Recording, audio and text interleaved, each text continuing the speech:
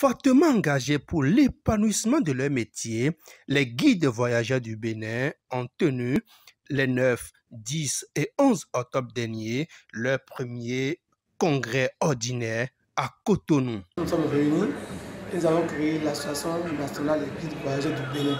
Et dans notre association, nous avons ceux qui travaillent dans les îles, tricycles, taxi, minibus, autocar, à l'aéroport, le système naval, le système fluvial, tous les secteurs, partout où on parle de passagers, nous sommes là. Donc tous ceux que dans le secteur sont réunis ensemble pour créer cette association depuis 6 ans. Donc notre mandat, c'est 5 ans.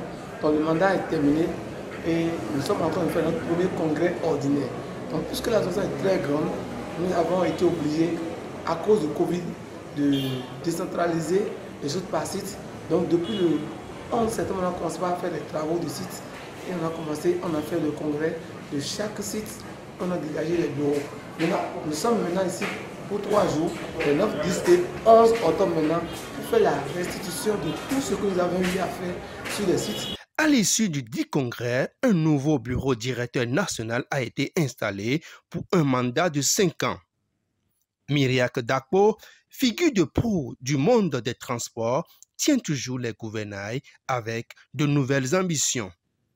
Je crois qu'en tant que guide, non seulement nous avons le syndicat le plus vieux, le plus ancien de notre secteur, qui est UNACOM, qui est notre président d'honneur, et nous nous avons aussi affilié à la plus grande structure fêtière dans le monde des transports aujourd'hui, qui est la Fédération TT Bénin.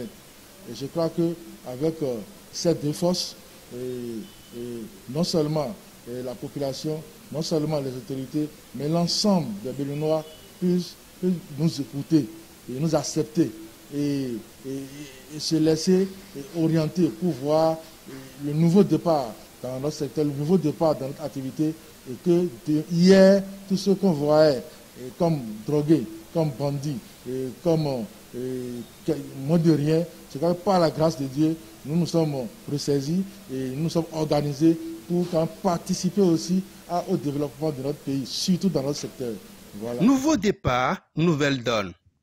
Et c'est cette nouvelle orientation qui permet aujourd'hui aux guides voyageurs de contribuer au budget national à travers le paiement de l'impôt. Je crois que l'innovation principale que je peux vous dévoiler ici, c'est que avant, le racleur, quand il fait sa prestation, il prend son argent et le met dans la poche. Aujourd'hui, nous sommes en train de faire un partenariat gagnant-gagnant avec l'administration pour que ce que nous gagnons, même si c'est sur la voie, que nous puissions restaurer quelque chose à l'État, c'est-à-dire payer un impôt. Parce qu'on ne va pas quand même porter la casquette d'association ou de syndicat et ramasser de l'argent et ne pas participer au développement non seulement du secteur, mais aussi de nos villes, de nos communes et du pays en général. Donc nous nous sommes organisés pour dire, nous gagnons de l'argent. Au lieu d'aller s'asseoir tout le temps dans les bars, tout le temps dans la fête, et tout le temps sans penser au lendemain, assoyons-nous avec nos responsables, avec nos amis, avec les communes, avec les autorités politiques administratives, pour que si nous gagnons 10 francs, si nous gagnons 100 francs, même si c'est 5 francs ou 10 francs, nous puissions quand même payer, on va trouver la formule. Donc c'est de ça. Alors qu'avant, quand on trouve 10 000, on mange ça seul. Et on se plaint encore que ça ne va pas. Alors que, une fois organisé, je crois que beaucoup de choses de bien vont sortir, non seulement pour nous, mais aussi pour l'administration et pour les communes. La mission du guide voyageur est donc on ne peut plus claire. Être guide n'est pas un voleur. Être guide, c'est aider les passagers à bien s'orienter vers ce qu'ils veulent prendre. Le guide est là pour accueillir. Le guide est là pour être bien vu. AGV Bénin donne aujourd'hui toutes les garanties sécuritaires aux passagers. Dans notre milieu des émigrants, je crois que sincèrement, ça ne va pas parce qu'il y a trop de vols dans notre système, des pertes de colis par-ci par-là.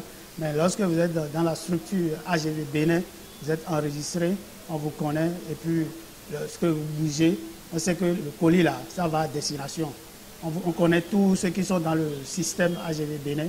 Et puis, quand c'est un monsieur de AGV Bénin, c'est la sûreté. À l'endroit de ceux-là qui portent encore l'autre nom, parce que s'ils n'ont pas dans le navire AGV, c'est qu'ils sont racoleurs.